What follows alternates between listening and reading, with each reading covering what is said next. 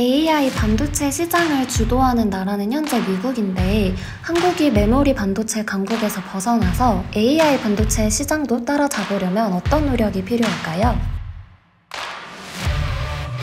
당신의 계좌를 변화시켜줄 투자의 신.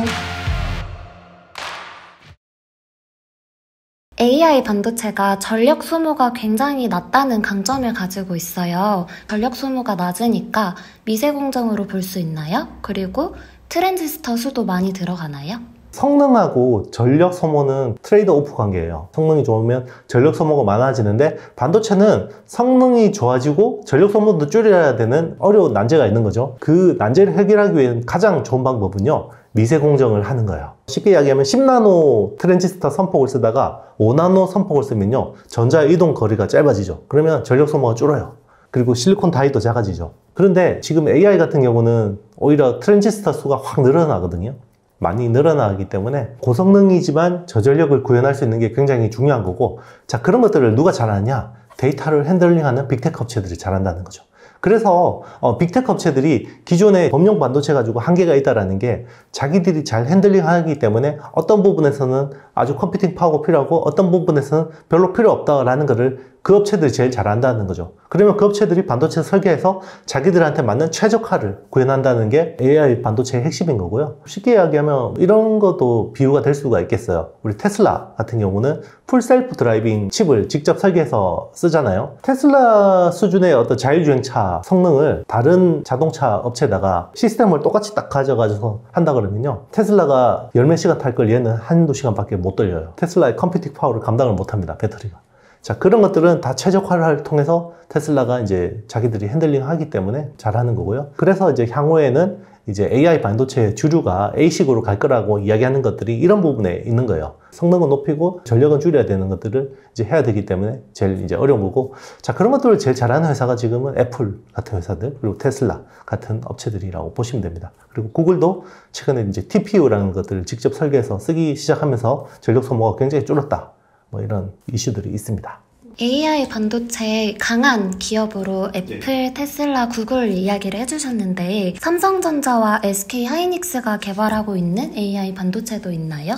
네, 있습니다. SK 하이닉스 같은 경우는 프로세스 인 메모리라고 해서 기존의 메모리에다가 소형 프로세서 하나를 붙여서 병목을 줄여주는 쪽으로 많이 하고 있고요. AI에 좀 최적화되려면 D램, 메모리의 대역폭을 굉장히 높이는 게 좋아요. 그래서 HBM이라고 그러죠. 하이 밴드위스 메모리라는 것들을 이제 해서 많이 출시를 하고 있고요.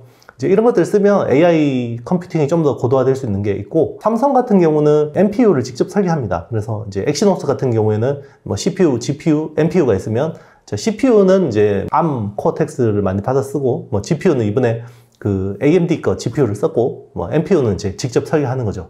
그리고 NPU를 직접 설계하고, 뭐 그리고 메모리 같은 경우도 똑같이 HBM 쪽을 이제 삼성도 하고 있고, 이제 이런 것들을 붙여서 좀 최적화하는 것들이 필요한데, 삼성의 좀 아쉬운 부분들은 이제 빅데이터가 좀 부족하고, 이 빅데이터를 취업해서 AI로 고도화해서 피드백하는 이런 시스템들이 좀 더 이제 되려면 플랫폼 회사들이 제일 잘 할 수밖에 없기 때문에 그런 부분은 좀 아쉬운 거죠. 네. SK텔레콤에서 AI 반도체 회사인 사피온 코리아를 설립했는데요. 삼성과 SK 하이닉스와도 협업을 하고 있나요?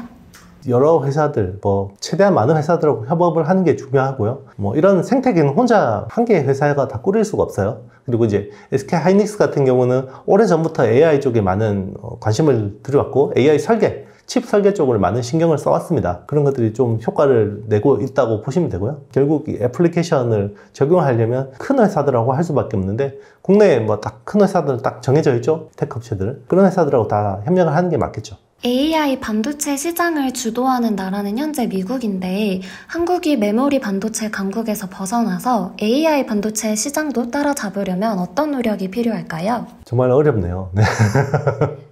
정말 어렵고, 이거는 꼭 우리가 뭐 그걸 다 잘해야 되냐, 이런 건 좀 생각해 볼 문제인 것 같아요. 우리가 뭐 OS도 잘하고 AP도 잘하고 하드웨어 시스템 설계도 잘하고 뭐 데이터 뭐 핸들링도 잘하고 통신도 잘하고 다 잘하면 좋죠. 네. 그런데 이제 다 잘할 수가 없는 거고, 결국 이거를 끌고 가는 것들은 미국의 빅테크 업체들, 빅데이터를 가지고 있는 테크 업체들이 많이 할 수밖에 없는 거고, 그런 업체들이 OS를 만들면 거기에 가장 적합한 AP를 만들어서 지원을 해주고, 그리고 이제 거기에 하드웨어들을 파는 게 우리 어떤 보면 최적 최적화된 장점이 아닐까 싶습니다. 물론 이제 뭐 AI 연구개발 이런 쪽들도 IP들을 많이 확보해 놓는 게 중요하겠죠. 그리고 이제 AI가 또 구현되려면 또 여러 가지 요소 기술들이 필요해요. 예를 들면 이제 엣지 컴퓨팅, 그죠? 멀티 액세스 엣지 컴퓨팅 같은 이런 것들도 많이 필요하기 때문에, 그리고 이제 뭐 6G가 되면 또 위성하고 또 연결해야 되고 뭐 이런 것들이 많은 필요한 요소 기술들이 있는데, 이제 그런 것들을 이제 전체 SCM에서 우리나라가 담당할 수 있지 않을까 이런 기대감이 있습니다. AI 반도체 시장의 탑5 기업을 소개해 주실 수 있을까요?